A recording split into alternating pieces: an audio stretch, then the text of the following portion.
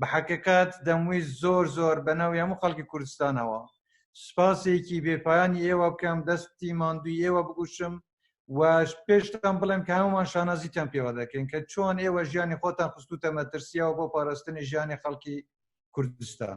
من دکتۆر جیهاد ئیبراهیم سەرۆکی تیمی کۆرۆنا بەناوی خۆم و هەموو ئەو تیمە بەڕێزی لەگەڵمان لە کارگوزارێکەوە هەتا دکتۆر و کارمەندەکان یەکەم سپاس لە جەناب دەکەین، مەمنونین، سپاس بۆ خوای گەورە. تا ئێستا ئێمە لە سەرەتای قەیرانی کۆرۆنا شانازی بەوە ئۆکین خزمەتی کەس و کار و خاک و وڵاتی خۆمان بکەین و لەسەر ئیشەکانمان سپاس بۆ خوا تا ئێستا باش ئەڕوا و ئەو بودجەی کە بۆ پارێزگای هەڵەبجەوە بۆ سەحە سەرف کراوە الحەمدوللا با بڵێن لە قەدەری وەسەتە الحەمدوللا باشە.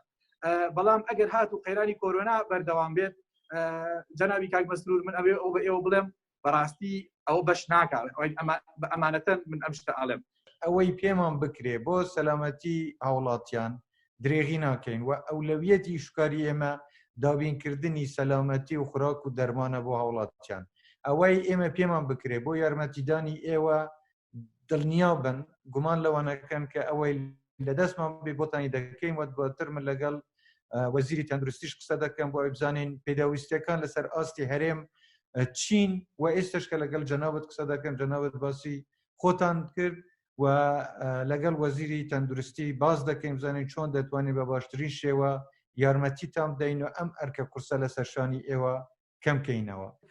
ئێستا من لە قاوشی یەکێکم لە قاوشەکان کە توشبوویەکی بەڕێزی لێیە و شانازی یەکەم ڕۆژە لە ڕۆژان مامۆستای خۆم بۆ ئێستا خزمەتی یەکەم و بەڕێز کاگرەزای لێ کاگرەزا سەرۆکی پەرستارانە لە قاوشی ئایزۆلیشن ئەوان لە خزمەتە ئابن لای منەوە خوارد لەگەڵ زۆر سپاس. زۆر سپاس کاکە دکتۆر سەرچاوم. من ڕەزاکرم ئەم دەپرسایی بەشی ئایزۆلیشنم لە نەخۆشخانەی بەرکەوتوانی بڵێن ئەم پەتای کۆرۆنایە. بەڕاستی ئەمە شتێکە لە بیر ناکرێ و ئێمە هەمووان شانازیتان پێوە دەکەین و دەستی ماندووتان نەگوشین و زۆر سپاستان دەکەم. ئێمە پێشمەرگە ئازاد لێرەین بۆ خزمەتکردنی گەل و نیشتیمانی خۆمان تا دوا ساتەکان ئێمە لە خزمەتی ئەم گەلا ئەبین و بە گەورەترین شانازیشی ئەزانی لە ژیانی خۆمانە. من دەمەوێت لە ئێوەش ببیستم ڕێنەماکانی ئێوە چییە بۆ هاوڵاتیان، ئێوە داوای چیان لێ دەکەن کە بتوانە زیاتر و یارمەتیدەری ئێوە بن؟ هەر لە ڕێگەی جەنابتانەوە داوا لە هاوڵاتیانەکەین بە پابەندی هەموو ڕێنمایەکانی وەزارەتی تەندروستی بن، چونکی باشترین عیلاج ئەوەیە کە ئەمڕۆ خەڵکانی گەلی کوردستان ڕێنمایەکانی وەزارەتی تەندروستی جێبەجێ بکە، باشترین چارەسەرە، هەم خۆیان سەلامەتە بن و هەم وڵاتەکەشمان بە کەمترین زەرەر لەم قەیرانە دەرەچێت. ئینشاءالله خۆ پشتیوان بێ و بە ماندووبوونی ئێوە و هاوکاری خەڵک من دڵنیام ئینشاءالله ئەم کۆناغەتی ئەپەڕێنین و ئینشاءالله وەزع ئاساییە بێت. وەڵام من دەمویستەوە بپرسەمەوە ڕازین لە ئەدای ئەو ستافەی لە خزمەتی ئێوەدان؟